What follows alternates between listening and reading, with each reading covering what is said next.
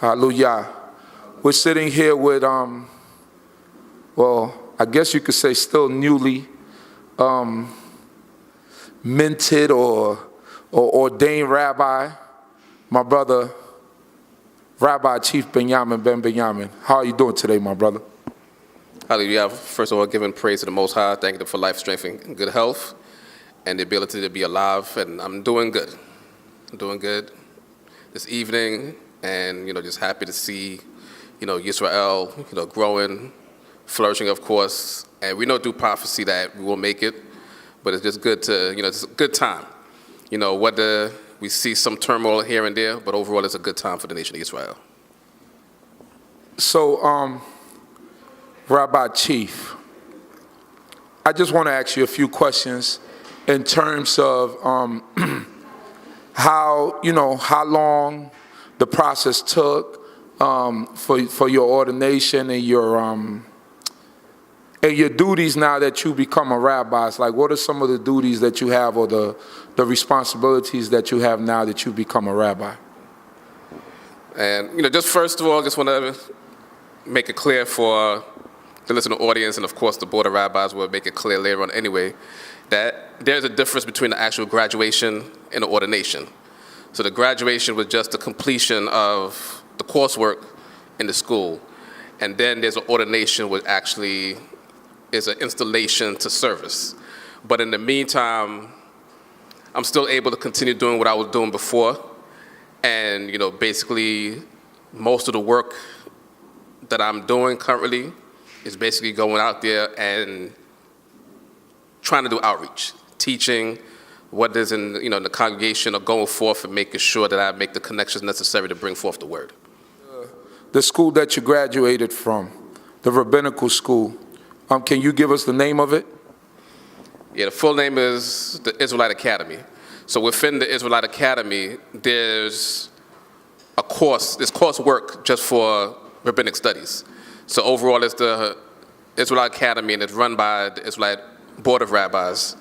And it's based in New York, but being that they do classes online, people from anywhere are able to get involved with the coursework. Is this school an extension of what Rabbi Matthew and Rabbi Ford, what they began back in the early 1900s?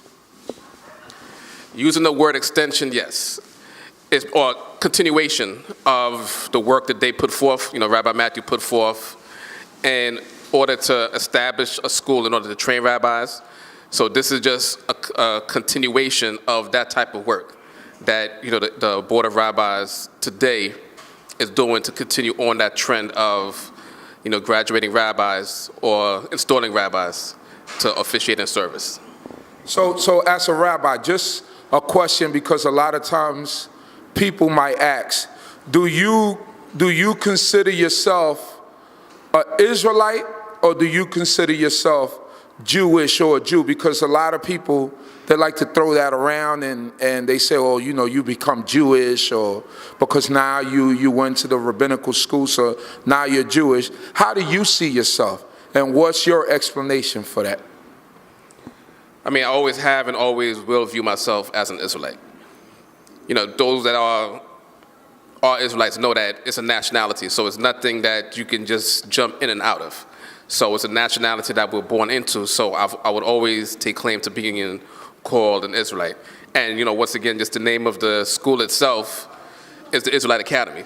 So the basic idea is to teach Israelites in that academy. Rabbinic studies is just one aspect of the school, but they have coursework for anybody that wants to join the school. So it's basically a way of teaching Israelites outside of just outside of a congregation, because we get used to just gathering on the Sabbath day, gathering on holy days for teachings, but this is actually an opportunity for people to learn throughout the week, just like people will go to any type of college to further their education. That's the purpose of the academy. Well, as far as the education and what you learn in the rabbinical school, what are some of the things that you learned that you perhaps didn't learn, in the schools that you've attended, as an Israelite? Like, what are some of the things that you learned that you felt were helpful to you? some of the coursework that's available, well, that was available and still available now, is Israelite history, where that course or that group of courses delves into the actual history of what was taking place during the time of the Tanakh. You know, we could read the Tanakh from our point of view and read it as history, but then there were things that were happening during that time. So there's history involving other nations, around Israel that run concurrently. So through Israelite history, that's one of the courses where, you can learn a lot of in-depth stuff about what was happening, just the nature of society overall, as opposed to just reading the scriptures itself. And another course that I took with Rabbi Paris was the Talmud classes, but learning it through Rabbi Paris, it wasn't directly his Talmudic studies, because people that know him knew that he was a historian and he just do a lot of stuff in his mind. So through his classes, he was able to teach us, it's a plethora of things, to focus on one of the things that he taught us wouldn't even be good enough. But, with the mind that he had, he was able to teach us, a lot. And there were other courses that are running there, such as counseling, which is just basically teaching rabbis and those, that's a course that's available to, people as well, how to counsel people in various situations, how to deal with people in, different subject matter. So, the coursework of the academy is vast. It doesn't just focus on what we would consider the spiritual work, which is a major part of it, but it has a lot of coursework that just deals with day-to-day life. So I see you mentioned the Talmud, and being that, we come from schools that didn't teach out of the Talmud, and you went out and gathered some of this information. Can you give us a brief history of Talmud and what some of the things that appear in it, pros and cons, or things that us as a people maybe shouldn't get into, or maybe something in it that you could speak to us about that, I don't know, that might be beneficial, I don't know. Because we were always told to stay away from it. But I feel sometimes like when you don't read something, it's hard to judge something if you've never read it, right? So are there any things in it? Can you give us a history of the Talmud and where it began and how it started and all those things if you have knowledge of it? So basically, and this will be very brief, in terms of the overall history of the Talmud, is that it started, well, I'll just first by saying that nothing supersedes the Torah, of course. So as Israelites, our foundation is always Torah. Those that would delve into reading Talmud need a firm foundation of Torah first, because the Talmud is basically, and then before I go to the history, the Talmud is basically what we do today as teachers. We explain Torah and situations in the Tanakh based on our point of view. So basically that was, writings of various teachers, some call them sages, some call them rabbis, but it took centuries to complete. And that was basically their explanation of Torah and their explanation of certain teachings and certain things in history. So how it started was from what we know as today as the oral Torah. I'm not one that actually believes in the oral Torah, but that was the foundation of the Talmud itself, that there was a time period where they felt, or the Israelites felt, that what was oral only was being lost. So it started to be written down. And the main person that's credited with codifying or writing down the entire oral Torah was a man named Judah Hanasi, who was a rabbi himself. And he's credited with writing down the entire oral Torah as it was taught for centuries before him. And that's what's known today as the MISHNAH, which is MISHNAH is also a term which means repetition of the law. And it's also, today we know, when you hear the term MISHNAH, we're talking about oral Torah. So that's basically the foundation of the Talmud. And now from that time and afterwards, you had various Israelites, many Israelite rabbis that would have their explanation on the MISHNAH, or the oral Torah, And then at some point in history, it started going into, I would say, more of the European aspect being introduced. And basically at some point, it was just stopped to where they said, no more writings, and they just completed the collection of books. But the Talmud itself overall is a large collection of books. So it's not something that anybody can necessarily sit down and read in a day, a week, or even a year. There's a whole system even behind that in terms of reading the entire Talmud. So basically the idea is to just learn the history of it, and then it's broken off into various sections. And then based on the subject matter that you're looking for, then you would know what section of the Talmud to look into. So in terms of whether it's beneficial to Israelites or not, it will only be beneficial in obtaining knowledge, but not beneficial in necessarily following what's written in it.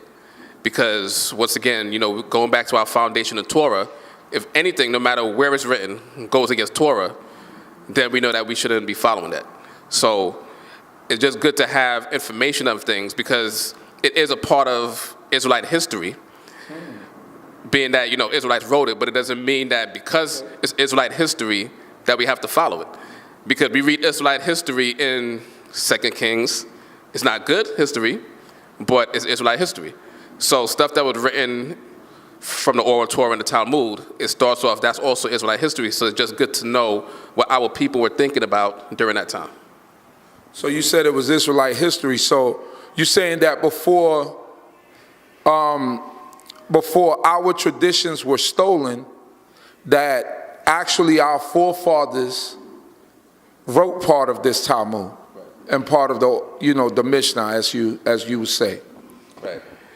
So the latter part of the Talmud, because basically, it's in two sections. So you have the Mishnah, which is the oral Torah. Then they have a section called the GAMORAH, which is basically rabbinic explanations on the Mishnah. So it started off with Israelite rabbis giving their explanation on certain Mishnahs, so to speak. That's a bad word to use, but Mishnahs, or Mishnayot, actually, to say it in Hebrew. So basically it started off that way, where people were giving explanations on that. Just like, today when we teach, we don't, and that's another thing, we don't write down what we teach. We've had teachers that taught excellent with Torah, but if you was to write a book on any of the great teachers for their explanations on Torah, then that would basically be an Israelite or a complete Israelite version of the Talmud. The reason why I say complete Israelite version is because although the Talmud started as Israel, as the time went on, you had other people putting their explanations in it as well. Okay, that's interesting to know. That's just for the audience out there that might have not known, that doesn't know anything about this, because for so many years we've heard, don't do this, don't do that, but someone who's actually gone out and read certain things and has acquired knowledge is good to hear. And to hear for the listening audience, what he's explaining and saying, listen, we don't need to delve with anything into anything that's against Torah or that's outside of Torah. Basically, stay within Torah, because that's your safest bet, right? Like I said, it's just basically information. The knowledge is always good, but always have a foundation for your knowledge. Have a foundation for what you believe in. So I would never recommend, and whether it's Talmud or anything, I would never recommend anybody going into any other books other than Torah and the prophets if they don't have a strong foundation in the Torah and the prophets first. Right. Then, because even commentary, you can read commentary in the same book that you read the Torah in, and it goes way off. Right. So you have to have a strong foundation of Torah first or you should have a strong foundation of Torah first before you go into any of the other books that are out there. Now, I want to ask you a question about Hebrew, because we got some brothers who study a Hebrew form called the QUADASH, LASHAWAN. And everything that they sound out is with an I sound. They say that the Hebrew that we use is Yiddish. Right? Now, can you tell the difference? Is there a difference between Yiddish and Hebrew? And also, is the QUADASH LASHAWAN a valid form of Hebrew? When I dealing with the Yiddish, that's basically an amalgamation of Hebrew and German, and that came, the language of Yiddish itself came around through European Jews. And basically their version of Hebrew with Germanic languages and other languages that was spoken in Eastern Europe at the time. Now, in terms of the LASHAWAN, QUADASH, which is basically would say the Holy Tongue. That's the term for it. There is no. Well, I know you did an interview, a couple of interviews with different people that explained the beginning of it, so I won't go too much into the beginning of how it came about. But the fact that that form of Hebrew came about no earlier than the 1960s shows that that wasn't an ancient way of speaking it. So people may call it the Holy Tongue by calling it the LASHAWAN QUADASH or LASHAWAN QUADASHA, but there's no evidence of Hebrew being spoken like that anywhere by anybody prior to the 1960s. So that just shows itself that that wasn't an ancient way of speaking it. You have the Hebrew text, and even if we go to the Masoretic text with the vowel pointings that they used, that's more ancient than the QUADASH or the LASHAWAN QUADASHA. So that just shows that even if the Masoretic text doesn't go all the way back, but it shows that there's a form of Hebrew that was spoken before that. So, and then, with any language, you're gonna have variations in the vowels that you speak. It's not gonna just be one vowel sound throughout, and that's no language has that.